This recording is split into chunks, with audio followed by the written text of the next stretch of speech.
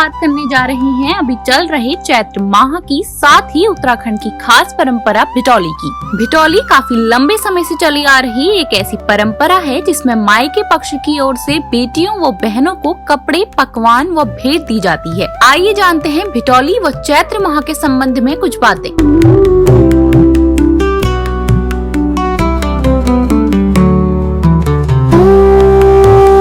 पहले तो मैं सीसीएन न्यूज का बहुत बहुत धन्यवाद करूंगा।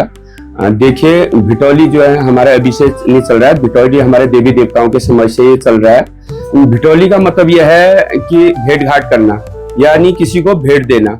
भिटौली का मतलब है हमने अपनी बहनों के यहाँ जाना है, अपनी चेली बेटी, हमारी जो ध्यान बेटियां हैं, चेली बेटी है, तो उनके घर जाना है, उनसे भेंट करनी है। उनको तोहफे में चैत के महीने में हमें कपड़े, पैसे, मिठाइयाँ ये देना है। और ये बहुत पहले से चला आ रहा है। चैत के महीने में, चैत की शुरुआत से ही भिटौली देना शुरू हो जाता है और सबसे बड़ा महीना हमारा माना गया है हमारा सनातन धर्म में चैत का महीना। चैत से ही हमारे नया संवत्सर, जो हमारा हिंदू पर्व का जो नया संवत्सर है, वो चैत के महीने से ही शुरू हुआ है।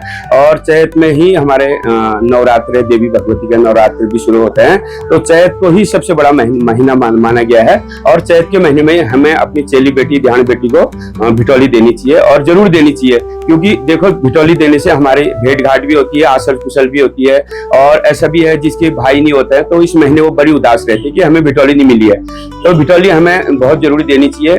देखो, नंदा देवी को जब ऋषासु के घर से नंदा मैया का विवाह जब कैलाश में हुआ, तो नंदा मैया को ना कोई भेंटने गया, ना किसी ने उनको भिटौली दी। तो 12 वर्ष जब हो गए नंदा मैया कैलाश में रही, तो नंदा मैया का दोष जो है ऋषासु के घर में लगा।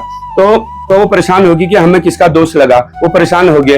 तब वो नंदा मैया के कैलाश में जाता है, हाँ भाई देखो, हमने अपनी चेली बेटी, ध्यान बेटी को ना कभी भिटौली दी और ना कभी उन्हें याद करा। तो जो पहली भिटौली जो है हमारे जो है उत्तराखंड में नंदा मैया को देनी भी चाहिए। पहले भिटौली देवता को देनी चाहिए, दूसरी भिटौली जो है हमारे चेली बेटी बहनियों को देनी चाहिए। तो उसी समय से प्रथा चली आ रही है। पहली भिटौली हमारी नंदा मैया को दी गई। तो हमारे चेली बेटियों का भी हमें दोष लगता है, चेली बेटियों का भी हमें फिटकार लगता है। तो हमें चेली बेटी को भी उनको जरूर न जरूर त्योहार पे, भिटौली पे भेंट घाट करने या भिटौली जरूर देना चाहिए। अपने देवी देवता को हमें याद करना चाहिए। सर, आज के समय में जैसे कि जमाना बहुत आगे बढ़ रहा है, तो क्या इस समय भी लोगों को ये प्रथा आगे बढ़ानी चाहिए? देखो, ये प्रथा जरूर आगे को बढ़ानी चाहिए। अगर ये प्रथा ही खत्म हो जाएगी, फिर हमारे रिश्ते भी खत्म होने लग जाएंगे। कोई भाई भाई को नहीं पूछेगा, भाई बहन को नहीं पूछेगा।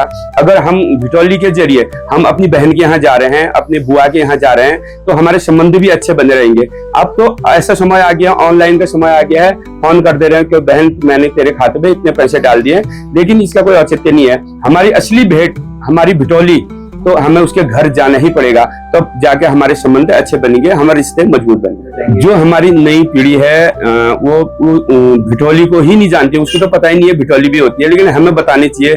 जो हमारे बुजुर्ग हैं, हमारे बुजुर्गों से पूछना चाहिए कि हमें आज ये भिटौली कहाँ से आई, कैसे हुई, ये भिटौली क्यों देनी है। तो हमें भी अपनी नई पीढ़ी, जो हमारी नई पीढ़ी है, उन्हें भी बताना है कि भिटौली का मतलब है कि भेंट घाट और किसी को भेंट देना। और जो ये महीना, ये भिटौली जो है चेली बेटी के लिए है, जो ध्यान बेटी हमारी बहनें हैं, बुआ है, तो उन्हें हमें भेंट घाट भी होती है और उनको भिटौली देना जरूरी है।